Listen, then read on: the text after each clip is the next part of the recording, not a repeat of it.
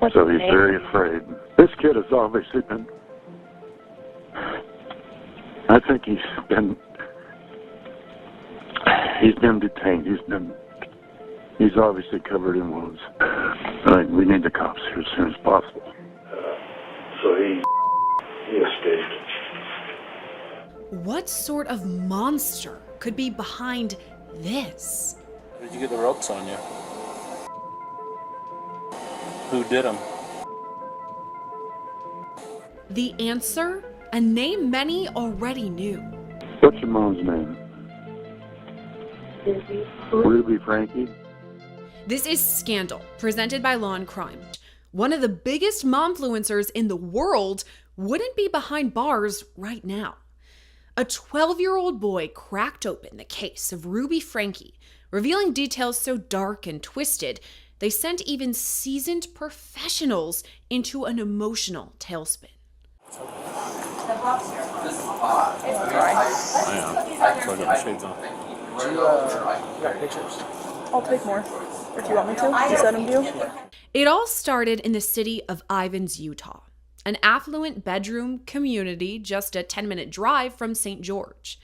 It's known for its glorious red rocks, sun-kissed cacti, and sprawling sandstone mountains. Off the beaten path of the main roadways, you'll find a luxurious neighborhood, complete with multi-million-dollar mansions and upscale amenities. No sidewalks, no neighbors looking in, only blistering hot pavement to separate one desert mansion from the next. And yet, that's what those living in the neighborhood want: complete and total privacy, a much-welcomed escape.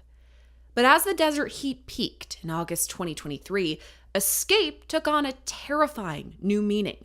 While neighbors used this haven to escape the world, a 12-year-old boy escaped a horror of his own.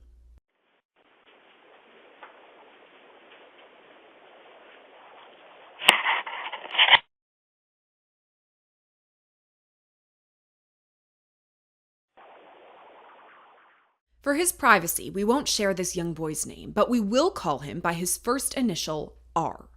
On August 30th, 2023, an emaciated, beaten, and bleeding R crawls out of a window on Tagu Court and runs to his neighbor's house for help. Security camera video captures the boy walking to a neighbor's front door and ringing the bell. You can see R's tiny little legs, so small and emaciated and covered in blood, his ankles shackled with duct tape. He's not wearing any shoes. He escaped the home in only socks. After more than a minute of waiting, R begins to knock at the door. It's soft-sounding, like he's too weak to loudly bang for help. When no one answers, R walks off, heading for the next home. It's only 10:50 in the morning, but already the desert temperatures are soaring well above 85 degrees. The black asphalt could be anywhere from 130 to 145 degrees, and still, R runs across the pavement, desperate for relief.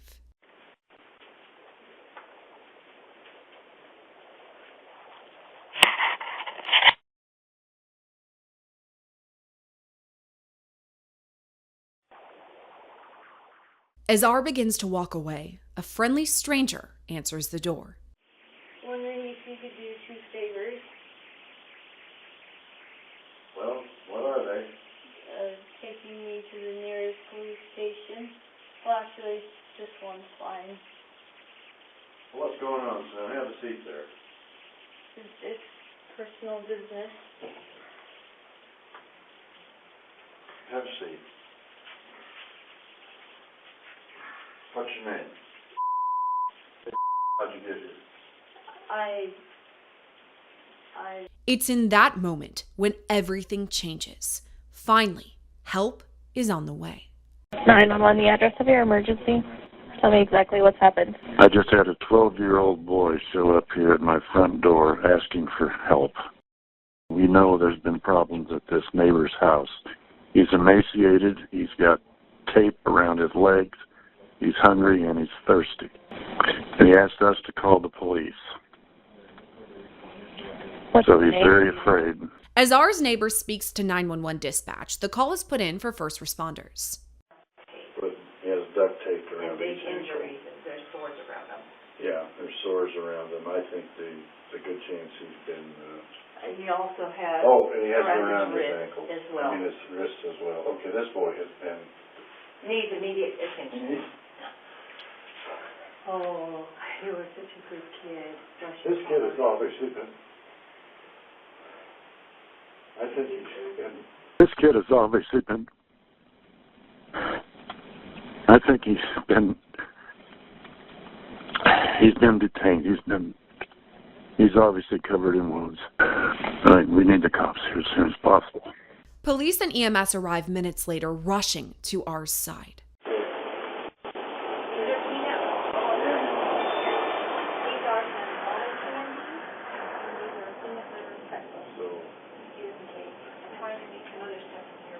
No, they're just not getting out of the truck. Okay. Okay, thank you. Bye.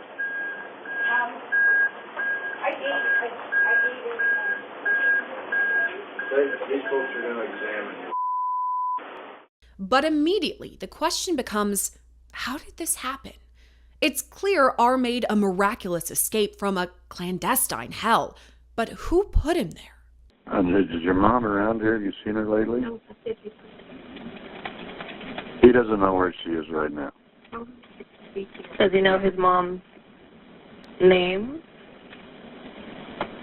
What's your mom's name? Ruby Franke?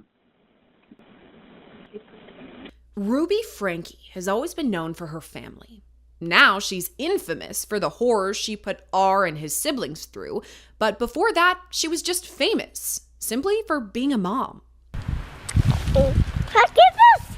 It's so yummy!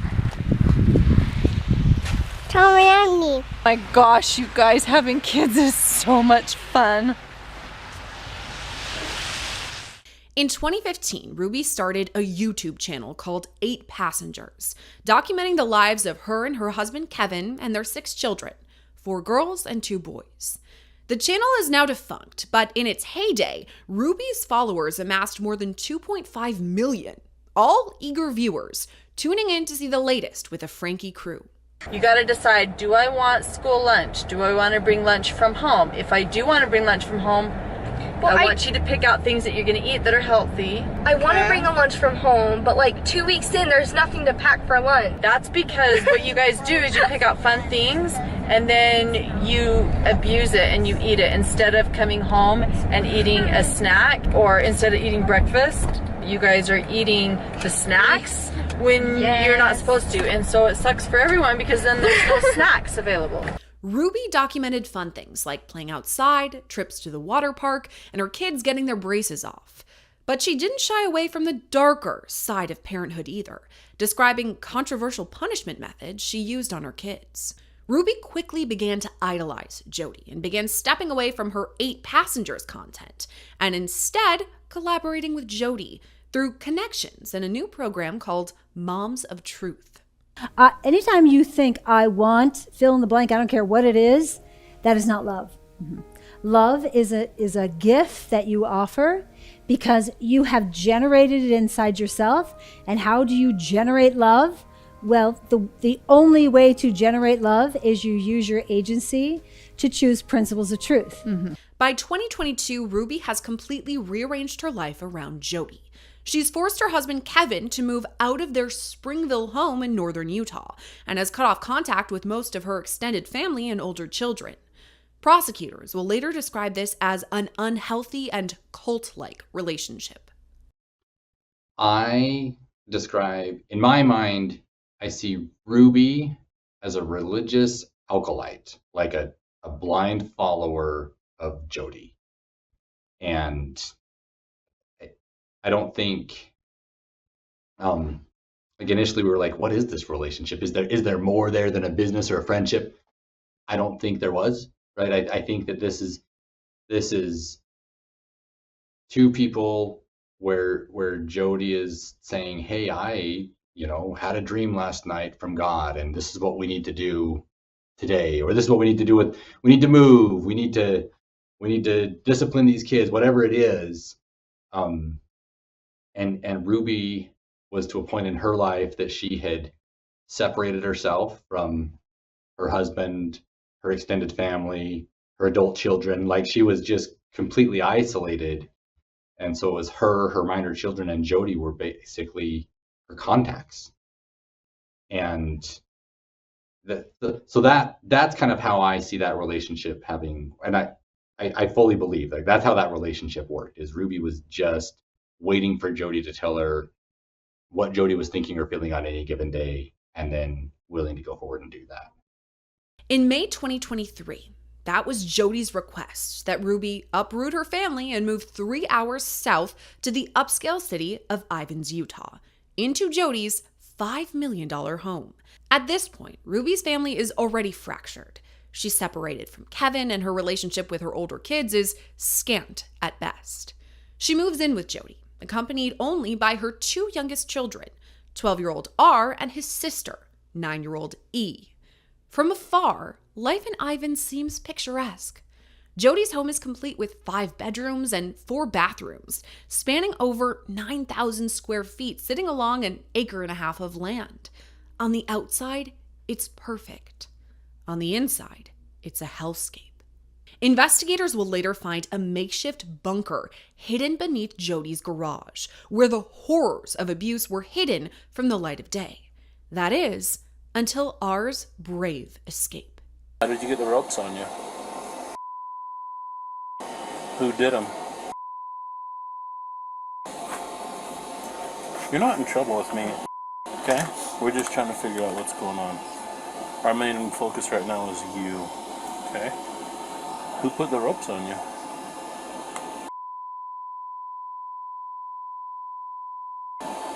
Supposed to help you what?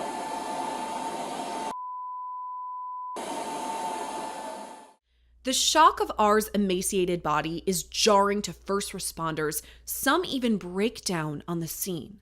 It's dry. I got my shades on. You got pictures. I'll take more if you want me to send them to you. But it's soon apparent R isn't the only victim. He tells paramedics he's got a 9-year-old sister, too, and she's inside Jodi's house. You come in, my buddy. I'm a police officer. Are you going for the union here? Hey, you okay?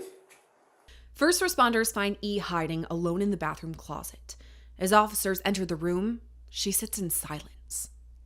Is it just you in here? I'm Sergeant Tobler. What's your name? I just have one. Where's your sister at? Contact one. You okay? Huh? You doing okay? You don't want to talk to me? Yeah, that's okay. Can you come with me though? We got Jodi out here. You know Jodi? She's outside with us. You take your time, bud. I'm in a hurry. I'm a police officer. Did you know that? I don't mean to hurt you at all. You doing okay? Are you scared? Yeah? You're okay. Do you need help? E hardly reacts or speaks, only beginning to open up when first responders offer her some pizza. It's clear she's been starving. Finally, when a female EMT enters the closet, E begins to speak with investigators, admitting she's scared and needs help. You don't want to talk? Okay. There's nothing at all you want to talk about at all? It's okay to talk to me.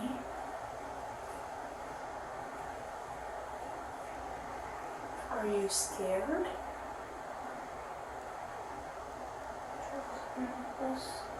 What? So can we carry you from there? It's the right choice. I promise. Pinky promise. We helped your brother. And we got him some help too. And that's what we want to do for you. Is we want to get you some help too. We are safe. We will not hurt you, and we won't do anything to hurt you. The audio cuts out here, but as E walks away, you can see how terrifyingly skinny she is. Based on this alone, first responders can tell the scene is brutal, but it's unclear the extent of abuse R and E have sustained at the hands of Ruby and Jodi.